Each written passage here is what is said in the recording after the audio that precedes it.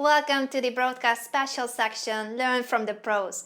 The main hero of this lesson is going to be the Dutch #1 Anish Giri, who played this game against Hikaru Nakamura in January 2012 in Reggio Emilia. Anish is playing with the black pieces, and with Hikaru's last move, Rook d1, White simply threatens to capture this d5 pawn.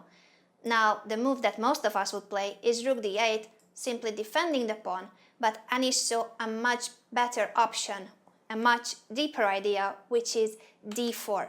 After d4, c takes d4, c takes d4, b3, it seems as if black would just simply lose this d4 pawn, because if you have to retreat with the rook, like playing rook c7, a bishop d4 does nothing about the pin, the other rook can come back to d3, so white has just won the d pawn. What's the point of d4 then? Well, the point is that after d4 and this capture and b3, black does not want to move the rook. He will sacrifice this rook.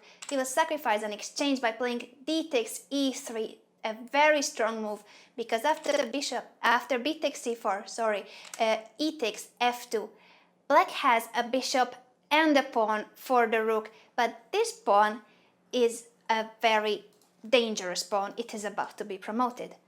So it is really worth the sacrifice. Black is winning in this position, but let's see how. It's not that simple. After rook f3, threatening the f2 pawn, rook e1 is of course a very nice move. It cannot be captured because then the pawn promotes, so king c1 has to be played to defend this rook, and now bishop d4 simply protects this very nice passed pawn, and now all the black pieces are supporting the passed pawn, while all the white pieces are just there waiting, keeping an eye on the passed pawn, but white cannot do anything. White cannot move his pieces. It's almost a zugzwang, because you can't move neither the f3 rook nor the d rook. Maybe you can move the king, but that will not help much to create a counterplay here.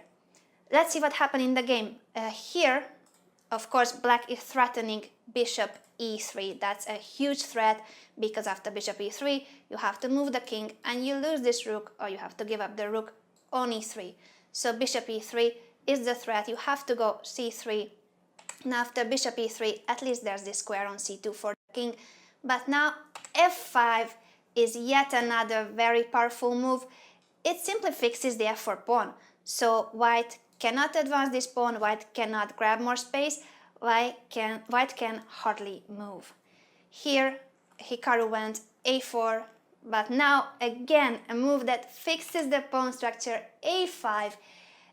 Look at this position and try to find legal moves for white that don't lose on the spot, because it's not easy to find such moves. You can go like rook d8 check, not d7, rook d8 check, king a7, but after that you have to come back with the rook, so you haven't really achieved anything, and black can carry out his plan with g6, because even though he already has a very dangerous passed pawn, who said he cannot have another one after h takes, king takes, there's an h passed pawn, and you cannot stop both pawns. You can keep an eye on this f pawn, but if there's an h passed pawn, it means that you will have to give up your rook anyway for one of these pawns. So after a5, white has run out of moves.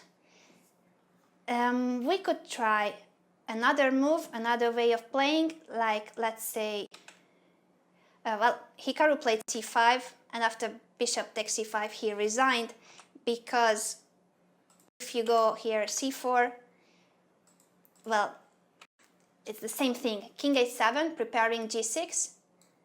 This you already know, this is our plan. g6 or g5, both are okay actually.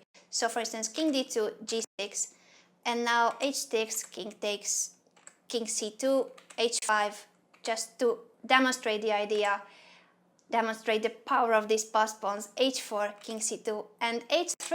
Simply, you give up this pawn in order to promote the other. That is just so nice that chess can be so simple, but of course it wasn't anything easy to give up an exchange and see that like 12 moves later you're winning.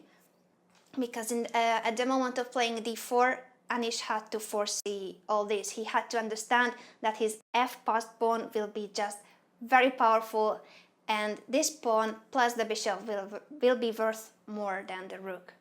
A very nice lecture by Anish Giri, and thanks to this game and some other victories, he won the tournament in Reggio Emilia. So that tournament was very successful for him because he played very well, he won the tournament, and he met his beautiful wife there, Sofika Guramishvili.